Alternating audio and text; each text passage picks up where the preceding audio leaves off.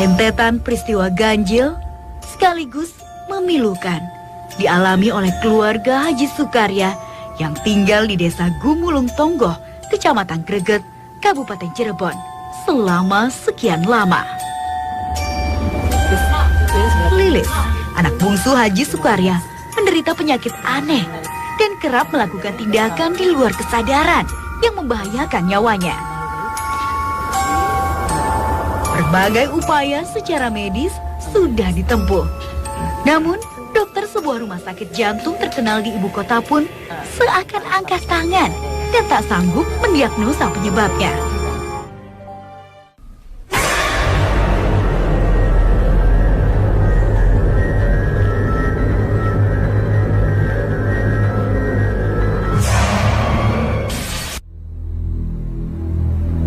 Saya bersama Kang Ujang Bustomi akan mencoba menelusuri salah satu rumah. Itu konon diyakini bahwa salah satu anaknya disukai oleh makhluk gaib.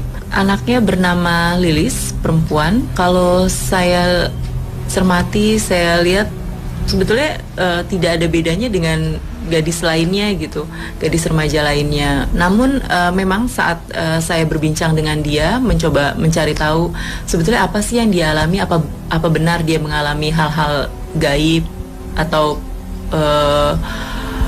melihat sesuatu yang di luar nalar gitu. Saya mencoba menggalinya. Memang saat saya berbincang dengan dia, pandangannya memang kosong dan kadang pertanyaan saya dijawabnya dengan tidak sesuai dengan keinginan saya atau tidak nyambung gitu. Kini saatnya menempuh proses mediumisasi.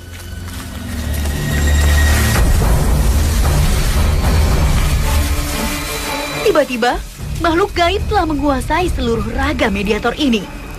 Ia mulai beraksi dan memilih naik ke atas pohon. Apa Kian? Anda siapa? Namanya siapa? Pengen apa? Lamun kita mudun. Turun dulu biar ngobrol enak. Awas, jatuh, pelan-pelan. Dari mana?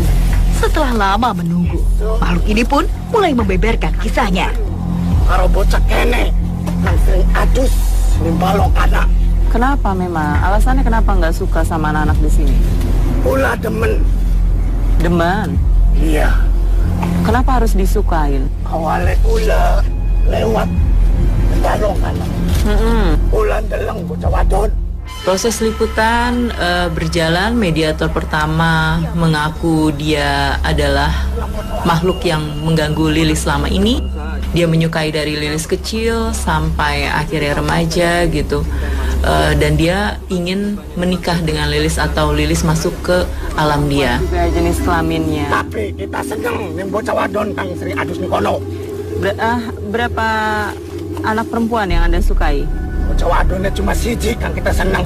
Bocah kuon priben sarane pengen tepatnya nih karo kita. Nggak boleh gitu dong. Supaya bisa jadi deket kita. Tapi itu dilarang, ditepis oleh Kang Ujang bahwa tidak boleh ada pernikahan atau tidak boleh makhluk gaib menyukai bangsa manusia gitu. Apa yang Anda lakukan sama anak perempuan tersebut? Lewat cara-cara apa agar dia bisa Anda tarik ke dunia Anda? Cara digawe kering. Ya aja berkena ya Kang. Ketika pun bocah cilik ngerti, apalagi tidak bisa melihat sosok Anda. Untuk Anda sukai itu sampai Anda celakai, kan nggak bisa dengan seperti itu. Dosa itu. Cuma cara bocah kuon durung mati. Ya. Kita bisa miliknya bocah kuon. Ya berkena mati kan urusannya Gusti Allah, sampai mati main. Pula tujuannya demen nih bocah wadon kuon. Riben cara pengen nih bocah wadon kuon mati. Ya nggak bisa. Jadi deket kita. Nggak bisa. Sepertinya ia tengah menahan sakit yang teramat. Mau sadar? Mau pergi dari tubuh mediator? Tak lama, mediator dikembalikan kesadarannya. Terus kami mencoba menggali informasi dan ternyata Hasilnya sangat menakutkan kalau menurut saya, karena banyak sekali mediator yang kerasukan, hilang kendali, dan mereka semuanya emosi, merasa terusik dengan kedatangan kami, merasa terganggu, hingga akhirnya beberapa mediator mengajak Kang Ujang untuk bertarung. Dan di sudut yang berbeda, terdengar suara gaduh. Kami pun lekas menghampiri. Rupanya sudah ada beberapa orang yang dipengaruhi energi negatif. Jangan kayak gitu dong, nanti nggak bisa ngobrol kalau kayak gini. Apa kalian di sini?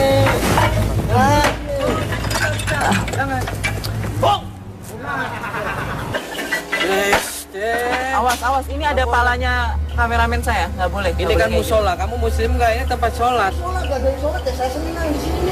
Nggak ada yang sholat, kata siapa? Kata siapa itu masih difungsikan kok, masih difungsikan. Allahu Akbar, ada lagi yang... Ya Allah.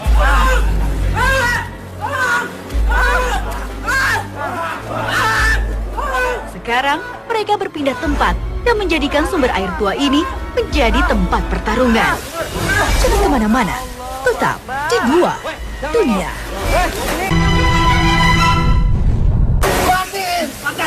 Mati, komandan! Kamu kalau berani ke sini! Lepasin! Boleh lihat lawan saya! Kalau ada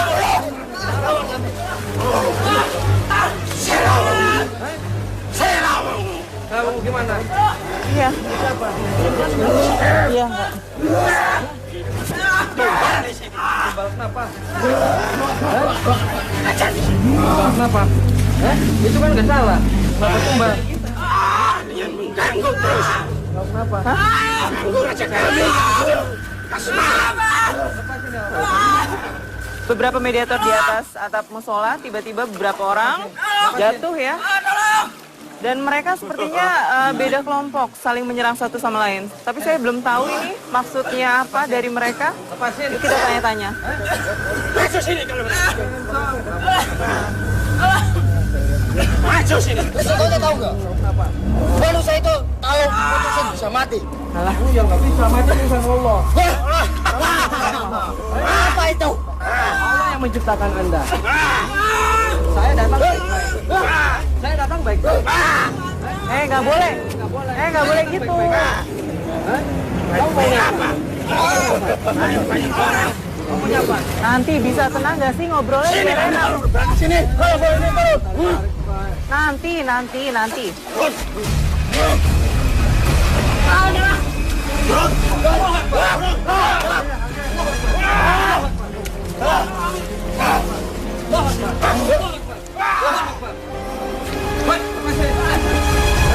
Lepasin, jangan main keroyokan dong. Lepasin.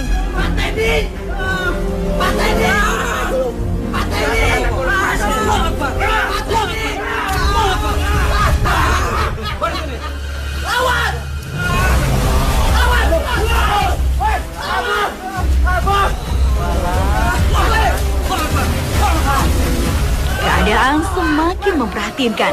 Kang Ujang dijadikan sasaran empuk mediator-mediator.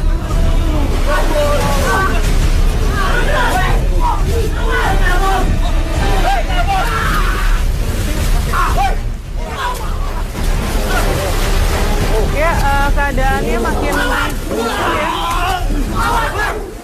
keadaannya makin gaduh dan Kang Ujang udah tertarik ke dalam kolam ini. Terjadi pertarungan di antara mereka. Sepertinya mereka sangat kompak ya mengeroyok untuk Kang Ujang. Dengan sigap, satu persatu mediator dipulihkan. Alhamdulillah, Kang Ujang mampu mengendalikan keadaan.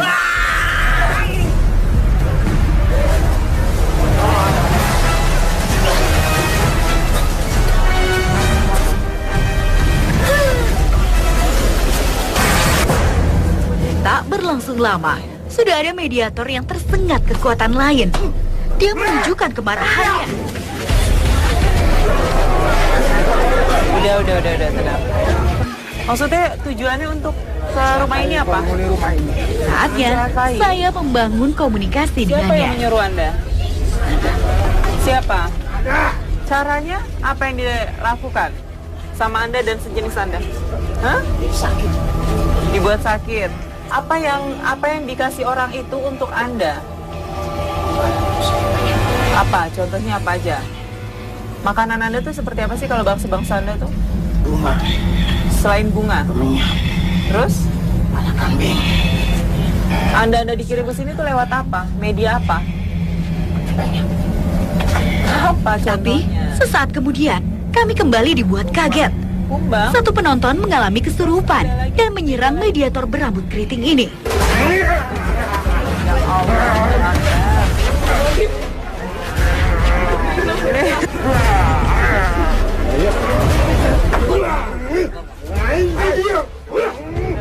Ya, ada makhluk yang masuk ke tubuh seseorang.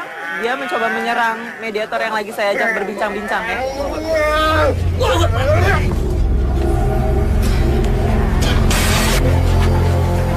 Assalamualaikum. Waalaikumsalam warahmatullahi wabarakatuh. Anda bisa membantu menceritakan penyebab semua gangguan gaib yang kerap terjadi di rumah ini itu karena apa sih? Mulanya? Tanyakan semua masyarakat sini. Maksudnya? Kenapa? Dan masih ada makhluk-makhluk gaib yang mengincar mediator-mediator kami. Iya. Setelah kejadian begini baru ribut. Sebenarnya kesalahan itu pada manusianya sendiri. Iya. Kesalahan kenapa?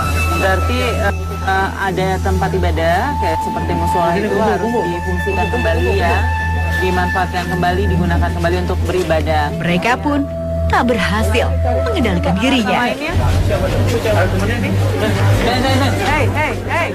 Hei, nggak boleh kayak gitu. Ya udah. Nanti bubarnya, nggak boleh kasar, nggak boleh kasar.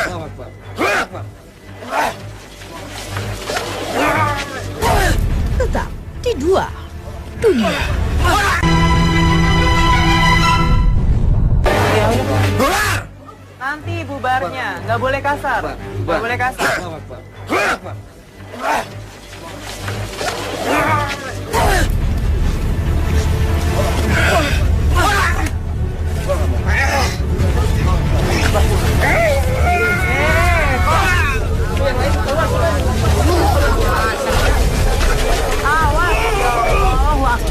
Makhluk gaib yang masih berada dalam badan penonton ikut menetralisir kesadaran mediator.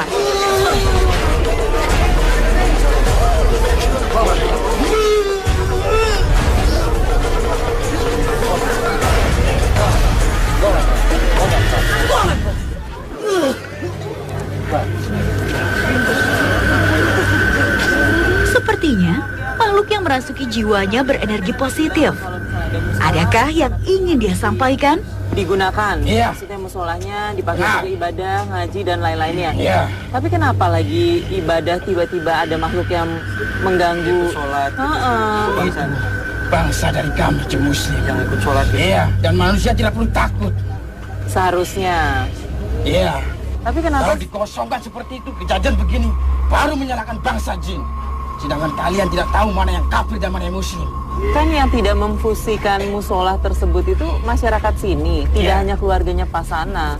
Tapi kenapa yang merasa terusik oleh gangguan gaib itu hanya keluarga Pasana? Apa ada yang seseorang itu yang dicintai atau gimana? Heeh, apa karena Lilis, anak bungsunya disukain makhluk gaib, akhirnya membuat energi-energi gaib lainnya mengusik ketenangan keluarga ini? Iya. Ya, Anak itu mempunyai keistimewaan. istimewanya apa sih daripada anak-anak lainnya? Tidak bisa saya ungkapkan secara gamblang. Puas memberi penjelasan, ia pun pulih dengan sendirinya. Assalamualaikum warahmatullahi wabarakatuh. Dan proses terakhir saat liputan adalah ruqyah. Lilis itu kalau menurut Kang Ujang sudah dalam tahap yang harus diobatin, harus dibersihkan. Banyak energi gaib yang menguasai diri dia sehingga dia tidak bisa mengendalikannya.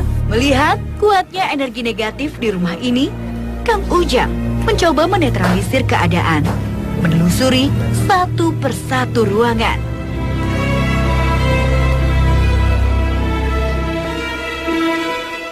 Akhirnya proses ruqyah kita mulai. Kang Ujang mulai melantunkan ayat-ayat suci Al-Quran. A'udzu billahi minasyaitonir rajim. Bismillahirrahmanirrahim. Diakhiri dengan ruqyah massal. Tiba-tiba, Lilis tak sadarkan diri. Ia seperti kepanasan, seolah makhluk gaib yang berada dalam jasadnya terusik. Lilis mulai beraksi, dia teriak-teriak, menangis histeris, dan semua yang menyaksikannya juga ikut larut dalam kesedihan. Gak nyangka bahwa itu memang benar-benar terjadi. Gak boleh, Lis, lawan,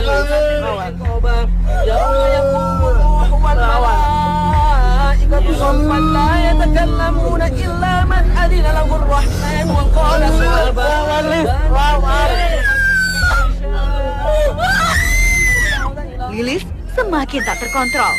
Ia berusaha menjakar-jakar wajahnya. Naganya menjadi kuat. Walaupun sudah dipegang beberapa orang, ia tetap nekat berontak. Saya pun merasakannya. Saya punya anak perempuan. Saya berpikir bagaimana kalau anak perempuan saya mengalami hal yang serupa.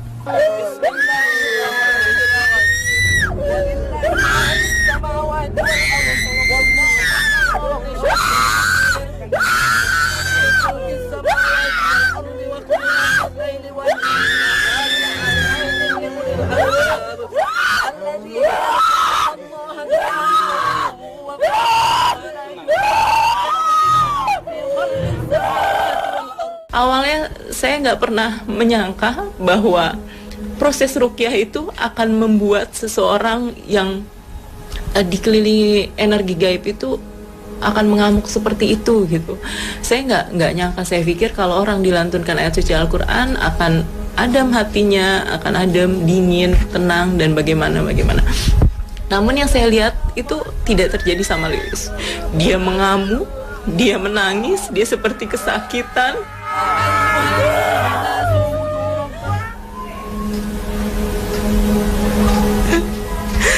Saya cuma bisa bilang sama dia, sabar, lawan. Saya mau dia tetap sadar, saya mau dia lawan energi negatifnya agar keluar dan dia tidak dikelilingi lagi energi negatif itu.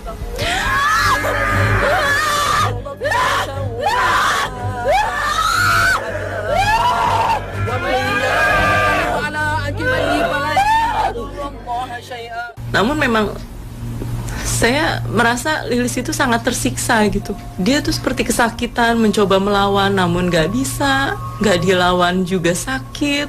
Tenaganya sangat kuat, dipegangin sama beberapa orang, tetap dia meronta, melawan dan melawan terus.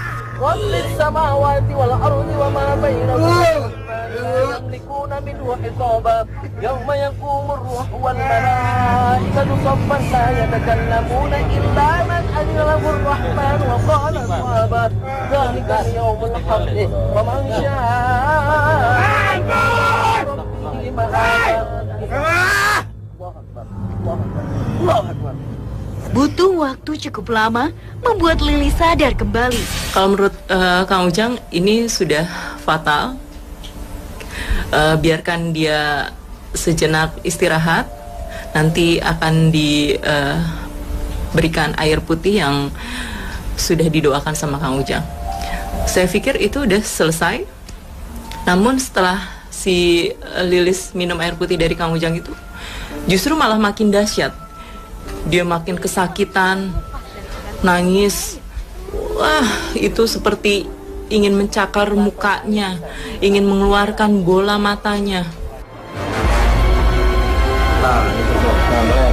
Oh, bismillah, bisa. Nah. Udah. Ya, bismillah. Udah nggak apa-apa, paksa terus saja biar minum, Lis, nggak apa-apa, Lis. Allahu Akbar, Lis, lawan, Lis, jangan diikutin, dilawan, nak, lawan sayang, Allahu Akbar, Ia kembali mengamuk dan terus berusaha menjambak-jambak rambutnya. Suasana kembali mencekam. Saya mencoba menenangkan dia, tapi nggak bisa. Dianya tetap tidak sadar. Saya coba pegangin, tenaganya kuat sekali, tapi saya terus mencoba menguatkan dia untuk melawan. Lilis bisa. Ayo, Lilis bisa sayang. Ayo, jangan diikutin. Lilis nggak boleh ikutin. Kalau kata Kang Ujang, semuanya itu harus bersumber dari Lilis. Lilis yang harus melawan. Lilis yang harus kuat. Lilis harus ingat bahwa Allah Subhanahu wa Ta'ala segala-galanya. Tanpa bantuan Allah tidak akan bisa itu semua. Jadi harus yakin, harus bisa percaya bahwa semuanya bisa hilang energi-energi negatif dalam diri dia. Ya alhamdulillah, dengan memakan waktu yang panjang, yang lama, akhirnya Lilis bisa sadar, siuman, dan merasa lebih baik lagi. Alhamdulillah, atas izin Allah Subhanahu wa Ta'ala, semua bisa teratasi dengan baik.